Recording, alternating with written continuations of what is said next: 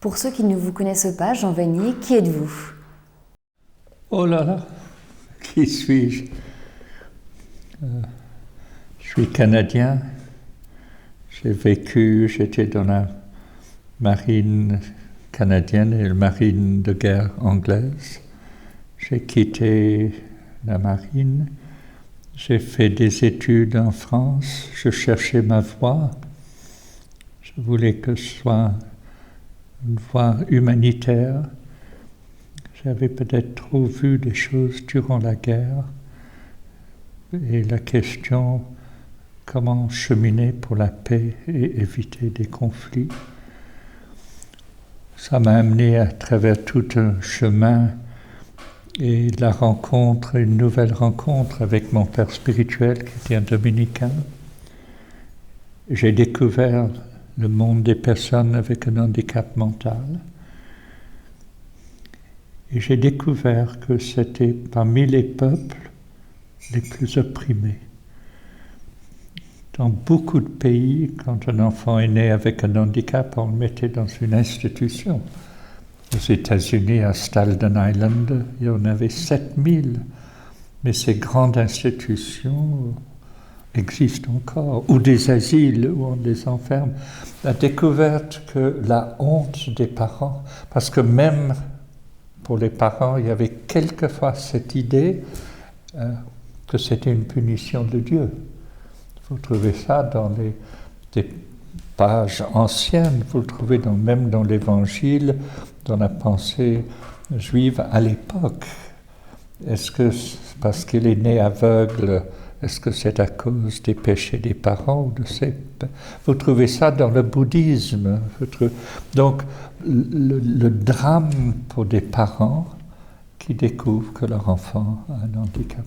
Bon, de mon côté, j'ai visité des institutions d'hôpitaux psychiatriques, des choses comme ça, et je peux dire que j'ai vu des choses horribles, de maltraitance, mais pas voulues. Mais quand vous voyez 40 personnes avec un handicap dans la même pièce, c'est pas de la méchanceté, c'est une époque où on ne traitait pas comme s'ils étaient des personnes dignes. C'est la même histoire des esclaves. Quand vous relisez l'histoire des esclaves, est-ce qu'ils étaient humains, est-ce qu'ils n'étaient pas humains? Vous trouvez la même, on parle quelquefois des gens en Afrique, autrefois en Amérique latine, comme des sauvages.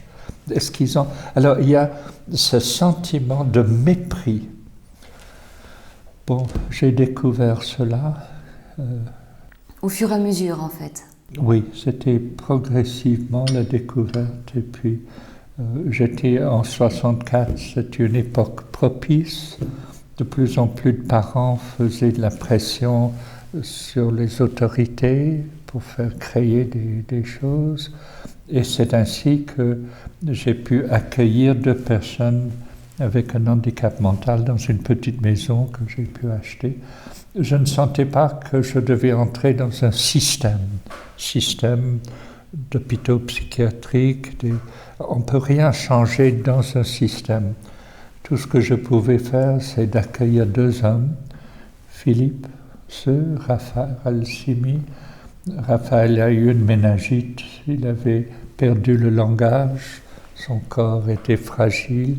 Philippe Seux avait eu une encéphalite, un bras paralysé, jambes paralysées. Lui parlait trop, enfin.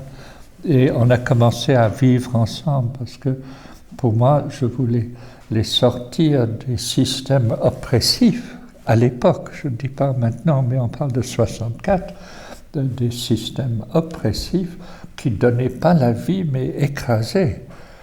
Et donc leur donner la liberté, et on mangeait ensemble, on vivait ensemble, on travaillait ensemble, on faisait la cuisine ensemble. Et bien bon, l'arche a grandi. Donc vous me demandez qui je suis. Je suis quelqu'un qui a commencé à vivre avec des personnes avec un handicap, et l'idée s'est répandue.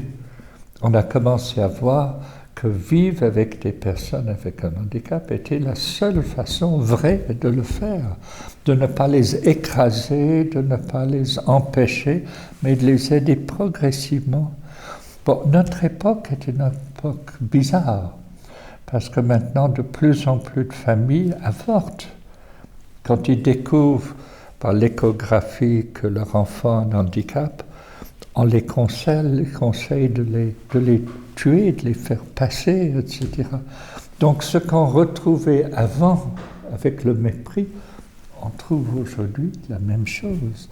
Ça ne veut pas dire que tous font ça, heureusement. Non, il y a ceux qui ont un sens profond de la vie, gardent leur enfant, et puis, alors l'Arche, comme je dis, a grandi au Canada, en Angleterre, et puis des communautés, on a commencé en Inde avec un conseil d'administration de musulmans, chrétiens, hindous. Alors c'est ouvert la porte à l'interreligieux.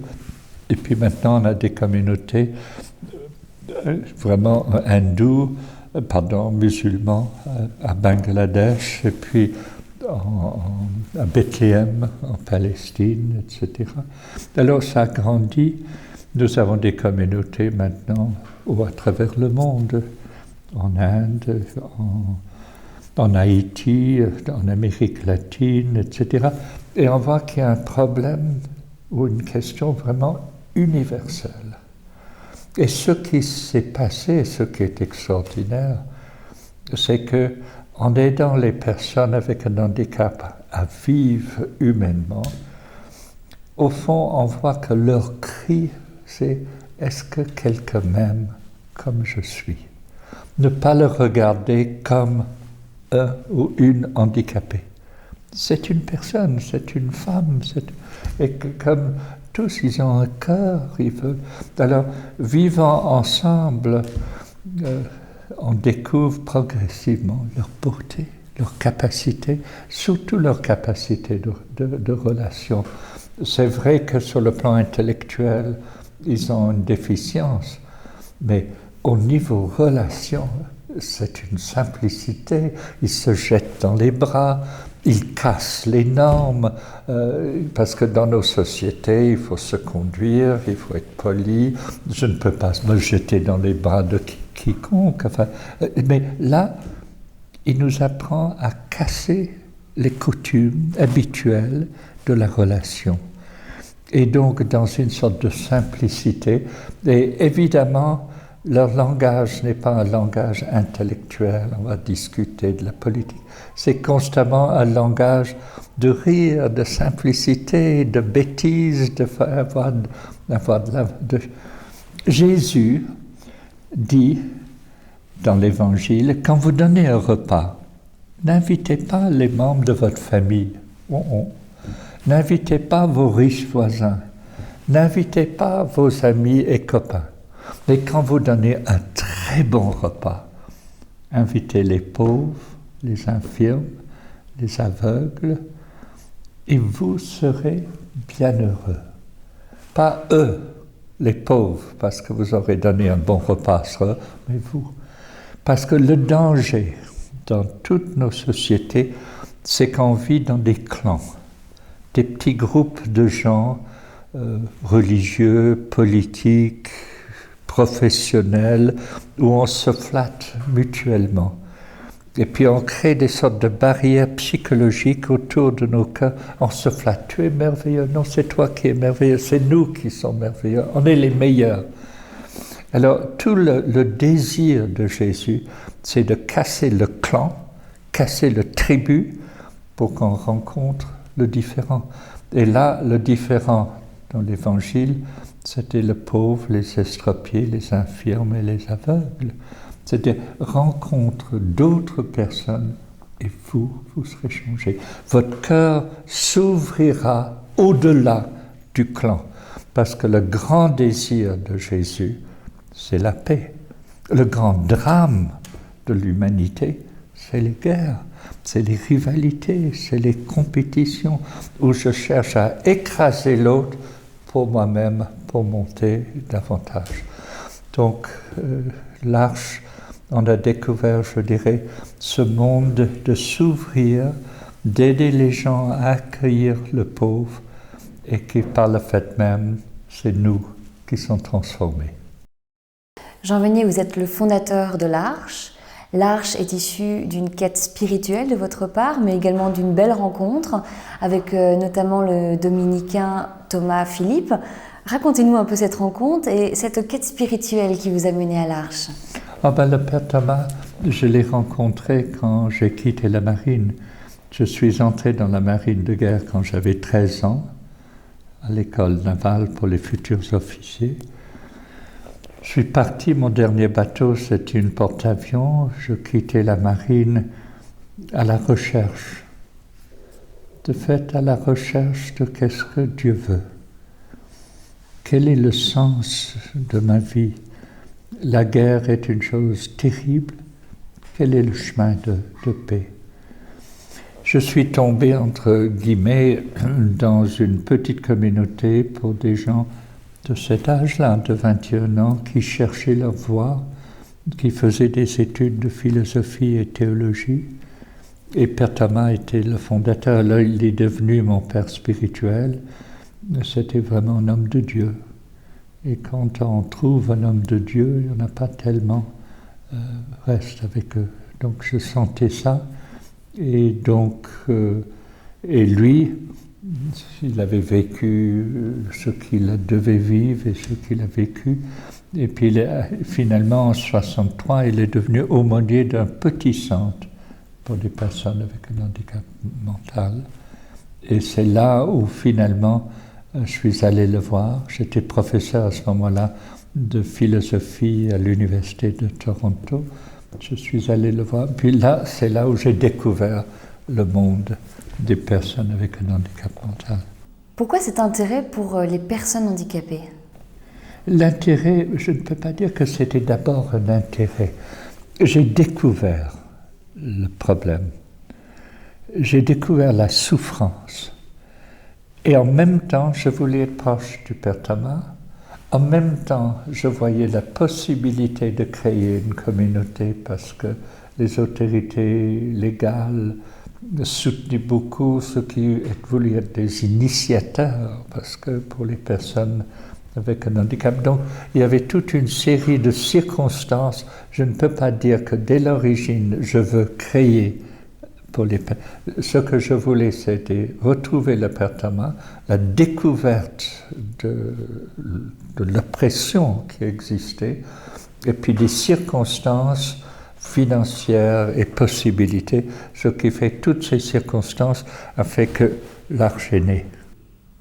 Il y a une phrase que vous aimez à répéter et qui dit en gros que nous sommes tous des personnes handicapées et que certaines personnes vont camoufler plus ou moins bien leur handicap. Commentez-moi un peu cette pensée qui est assez finalement étrange et choquante. Au fond, on est tous humains. Et ce qui marque l'humain, c'est la peur. La peur de quoi? La peur de ne pas réussir, la peur de la souffrance, la peur de la mort, la peur de mal faire, la peur de ne pas être aimé. Et la peur est quelque chose qui est comme un moteur. Il y a quelque chose de très beau dans le livre de la Genèse. Après qu'Adam et Ève se sont séparés de Dieu, de la tendresse de Dieu, ils sont séparés et Dieu vient à la recherche. Adam, où es-tu? Et Adam répond, j'ai eu peur parce que je suis nu et je me suis caché. Alors la nudité, c'est pas... La nudité, c'est d'être déshonoré, d'être pauvre. On est né sans qu'on nous demande notre permission. On tombe dans une culture, dans une famille, on peut avoir un handicap, on est comme on est. On ne sait pas le jour de la maladie, le jour de la mort, le jour où mes parents peuvent mourir. On est quand même des gens très pauvres. On détermine très peu. Oui, on peut avoir des idées de faire ceci et cela, mais tellement d'autres choses interviennent qui fait que je ne réussis pas, ou au contraire, je réussis. Alors la nudité, c'est cette idée de profonde de pauvreté que nous sommes. Nous sommes nés dans la pauvreté, nous mourons dans la pauvreté, Nous commençons la vie en allant vers la force. Un temps vient où on va vers la fragilité. On ne choisit pas, on est. Donc, alors on se cache, parce qu'on a peur de montrer notre faiblesse. On veut tous montrer une bonne figure dans le CV, on montre tous les diplômes qu'on a, mais on ne met jamais toutes nos faiblesses. Mais la réalité, c'est qu'on est tous faibles. On a tous des difficultés peut-être dans la maison, avec les enfants, des fragilités, des difficultés. On a un cœur fragile, enfin tout cela. Donc, la peur. Et c'est la peur le danger, c'est que ça motive énormément tout ce que nous faisons. Et au lieu de la peur, par exemple, je vois dans notre société, nos sociétés riches, c'est le désir de réussir, le réussir personnel. Et on est dans un monde de rivalité, de compétition, enfin, tout cela fait que je veux monter dans la promotion, mais il faut que je monte en marchant sur des gens, parce qu'il faut que moi je gagne, mais l'autre va perdre.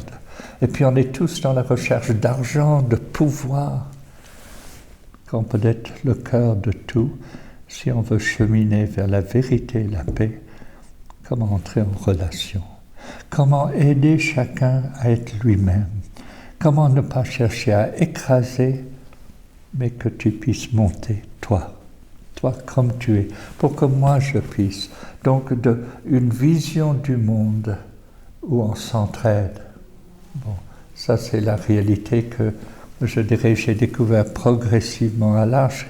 Il s'agit d'aider chaque personne. Enfin, vous savez, aimer quelqu'un, c'est pas ni posséder, ni montrer ou faire des choses pour, mais de révéler à l'autre, tu es plus beau que tu n'oses le croire. Pourquoi le nom de l'Arche? L'Arche, c'est un très beau nom. Dans la Genèse, le monde allait très mal. Même la violence couvrait la terre. Et même, il y a une phrase, Dieu regretta d'avoir créé. Il y avait tellement de violence. Alors l'idée de Dieu, c'était qu'il y aura une inondation pour supprimer l'humanité. Mais il a dit, c'est pas possible. Il faut que quand même l'humanité continue. Alors il y avait un vieux brave homme, peut-être pas si vieux, qui s'appelait Noé. Alors il a expliqué à Noé qu'il y aura des inondations et qu'il fallait construire un bateau. Et dans ce bateau, il fallait prendre les prototypes des vivants, les animaux. Bon, alors, les pluies sont venues, les inondations, et puis il y avait l'arche, le bateau, dans lequel un petit groupe d'humanité demeurait. Nous sommes dans un monde où beaucoup de gens faibles sont inondés. Peut-être tués avant leur naissance. Donc la pauvreté, le faible est écrasé.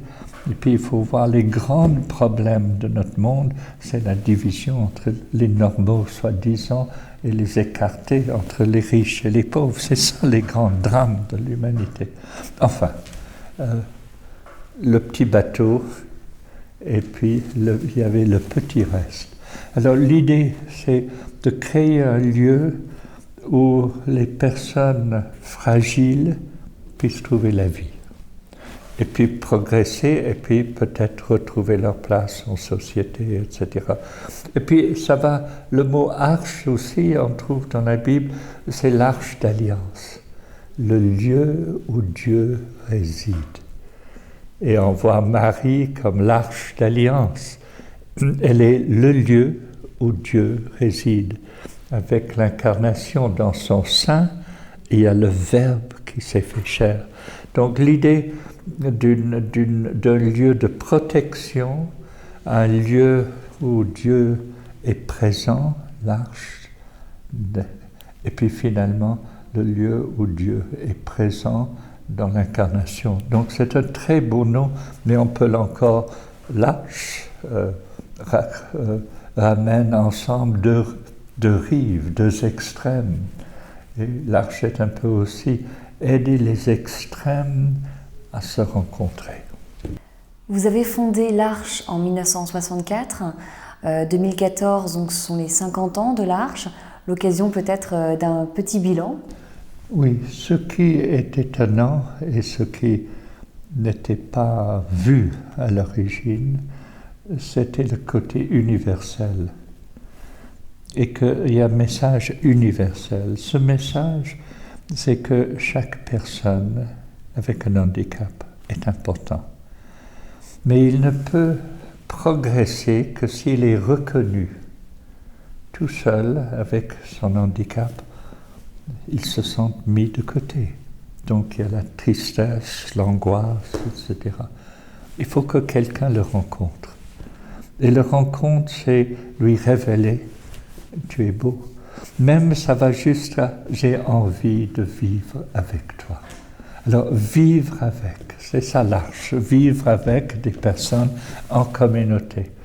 Donc cette vision que les gens humiliés de la terre, il y en a beaucoup, tous ceux qui sont dans la rue, tous ceux qui ont une maladie mentale, tous ceux peut-être aujourd'hui qui ont la maladie l'Alzheimer, il y a beaucoup de gens humiliés, beaucoup de gens dans les bidonvilles du monde, humiliés. Alors l'humiliation implique la rencontre.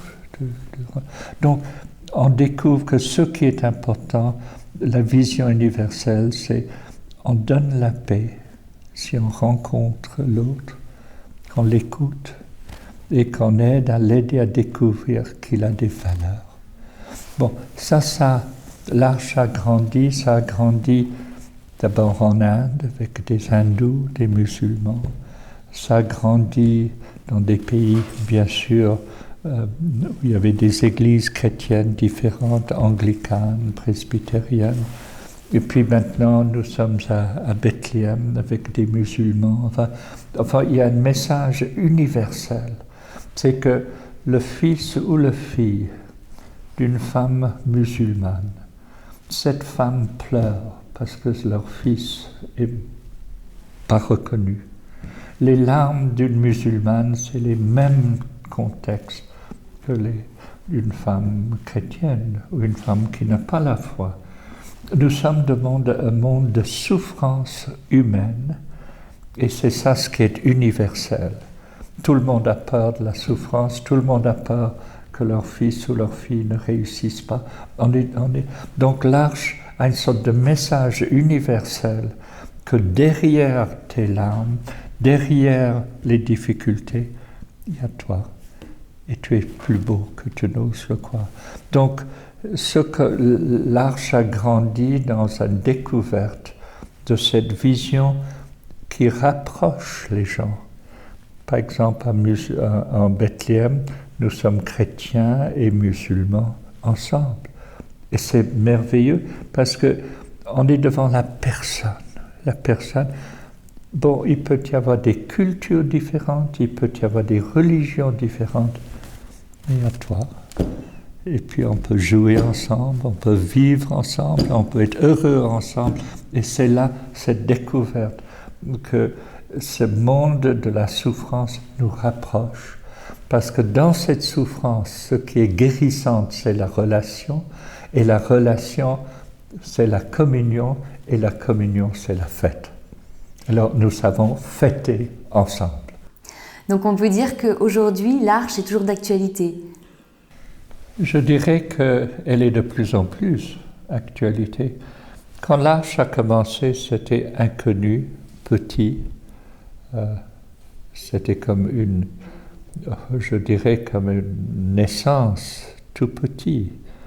Et il ne fallait pas que ce soit grand. Tout ce qui a vraiment de valeur doit commencer tout petit et grandir selon les lois de la vie.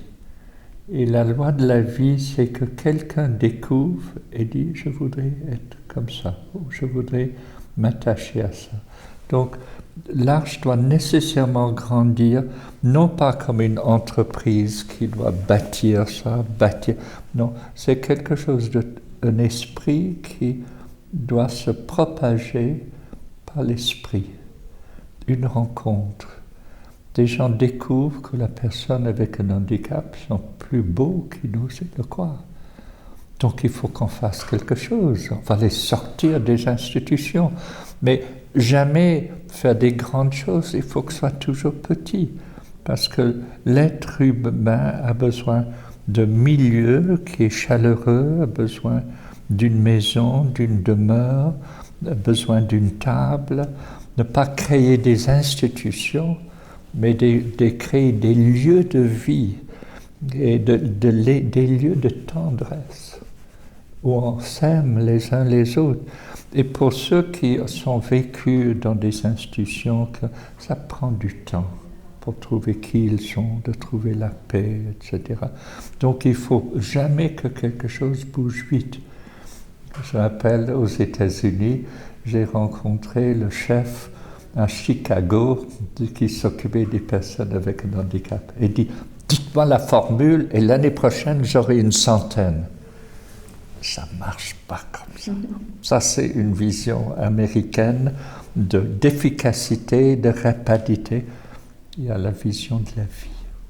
Il faut que les choses aillent lentement pour que les gens croient que vivre avec est une richesse. Pas vivre pour, mais vivre avec. C'est ça la richesse. Parce que vivant avec les personnes avec un handicap nous aide à découvrir nos propres handicaps, notre propre fragilité, nos difficultés à aimer, nos difficultés à toucher nos propres angoisses. Alors, tout ça, c'est un cheminement. Jean Vanier, donc le 18 février, vous êtes le grand invité des grandes conférences catholiques. Vous intervenez sur une conférence dont le titre est « Dans un monde qui se disloque, quelle espérance de paix ?» Est-ce que vous pouvez nous développer un petit peu ce sujet-là ? Oui, enfin, le mystère, c'est que toute cette vision de paix est en train de changer. Pendant des siècles, la paix venait par les armées, par la conquête. On a voulu conquérir les colonies, très souvent non pas pour leur donner la civilisation, mais plutôt pour prendre leurs biens. Enfin, c'était la conquête. Les grands personnages dans les pays, c'était les rois ou les généraux. C'était le désir des empires. Bon, il y a quelque chose de nouveau. La guerre 39-45 s'est terminée d'une façon horrible. Hiroshima, Nagasaki, la découverte des armes nucléaires. Et nous savons maintenant que ces armes nucléaires peuvent détruire l'humanité. La Russie en a des milliers, les Américains en des milliers, bon, les Anglais, les Français, etc. Maintenant, l'Inde et le Pakistan, on parle d'Iran, bien sûr, Israël, enfin, tous ces pays. Et une fois qu'on commence à avoir trop peur et qu'on commence à lancer des trucs comme ça, ça peut être la fin de l'humanité. Donc, heureusement, est en train de naître à la fin, où aussi on a découvert l'horreur d'Auschwitz, et l'horreur des camps de concentration, enfin. Alors, est née, c'est pas possible la guerre. L'ONU est née. La Déclaration des droits des hommes. Bon, c'est un début, mais peu à peu est née cette idée que il faut arrêter la guerre. Mais les différences sont là, les différences religieuses sont là. Donc est née avec le Concile Vatican II, mais tout un mouvement qui était avant le Concile Vatican II. Le Concile Vatican II a été comme un fruit de quelque chose qui se préparait. C'est qu'il faut trouver d'autres façons. Et là, Jean-Paul II a, d'une façon très particulière, ce qu'on appelle l'esprit d'Assise. Et il a fait quelque chose qui n'était pas possible. Une réunion avec beaucoup de responsables musulmans, des responsables hindous, des responsables des différentes églises, des juifs, des bouddhistes, etc., pour les réunir à Assise le petit poverello, le petit qui avait peur des lépreux mais qui a vécu avec eux. Enfin, ce petit gars qui était un petit gars extraordinaire, mais qui disait c'est que par la pauvreté qu'on peut se réunir. Se réunir non pas parce que la puissance, mais par l'humilité. Donc il y a quelque chose de nouveau qui est en train de naître. Le dialogue, la rencontre. La rencontre.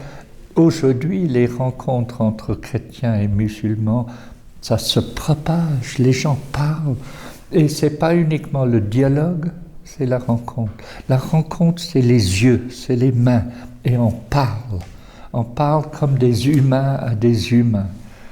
Et puis, les choses sont en train de s'agrandir. Je vois dans des secours catholiques, des caritas, il y a un changement. Autrefois, on disait « il faut faire pour ». Maintenant, c'est « il faut faire avec ». Donc, il y a comme une sorte de vision de paix qui implique l'humilité. Je ne suis pas là pour dire « je suis mieux que toi et je veux te convertir ». Non, je suis là comme chrétien pour écouter le musulman. Parle-moi de toi, de ta vie, entrant en contact, manger ensemble à la même table, devenir des êtres humains avec des êtres humains. Alors, il y a quelque chose de nouveau auprès des gens de la rue. Les gens de la rue, je vois, progressivement, il y a des communautés, on vit avec des gens de la rue. Je vois, c'est l'âge de vivre avec des personnes avec un handicap, vivre avec des personnes malades mentaux. C'est pas juste de faire des choses, mais entrer en relation et toujours de montrer que tu es plus beau que tu n'oses le croire. Donc c'est un chemin, un petit chemin.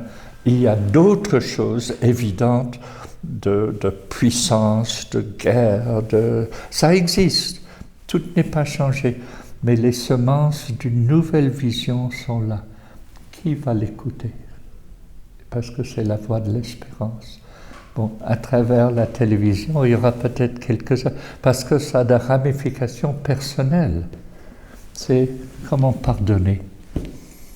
Dans les familles, il y a peut-être des brisures. Comment pardonner? Comment trouver un chemin de non-violence où on ne cherche pas à écraser pour dire « moi j'ai raison, toi tu es tort, toi tu es méchant ». On commence aujourd'hui à découvrir que les hommes qui sont en prison, qu'on disait autrefois ils sont mauvais, sont tous des hommes qui ont souffert quand ils étaient petits. On découvre quelque chose de nouveau. Ce sont des êtres humains beaux, mais qui ont vécu des choses terribles, qui fait qu'ils ont fait des gros crimes, mais on le comprend. Ils ont été écrasés comme enfants, donc ils s'écrasent quand ils deviennent adultes. Bon, on est en train de découvrir que la personne humaine est cachée derrière toutes sortes de trucs difficiles. Etty Hillesum, qui est une femme pour qui j'ai énormément d'admiration, qui est juive, qui est morte à Auschwitz, qui a vécu des choses extraordinaires, disait « Je découvre que je suis un puits. Et dans ce puits, au fond du puits, il y a Dieu. Mais j'ai du mal quelque part à rejoindre Dieu parce qu'il y a trop de pierres et de gravats. Il faut progressivement retirer les pierres et les gravats pour rencontrer Dieu. En moi et en chacun de nous, il y a les pierres et les gravats qui nous empêchent d'être pleinement ce que je dois être, libre. Jean Vannier, on peut dire que votre vie est une histoire de rencontres, de plein de rencontres, notamment grâce à votre père qui était militaire et diplomate. Vous avez pu rencontrer les grands, on va dire. Vous avez vu Charles de Gaulle, Churchill, le futur pape Jean XXIII. Mais également, à travers tout votre parcours de vie, vous avez rencontré des grands hommes de paix qui vous ont influencé par la suite. J'ai envie de nommer Jean-Paul II, mais il y a également Mère Teresa. Qu'est-ce que ça vous a fait dans votre vie, dans votre philosophie de vie? Oui, enfin, c'est évident que Mère Thérèse était une lumière dans notre monde.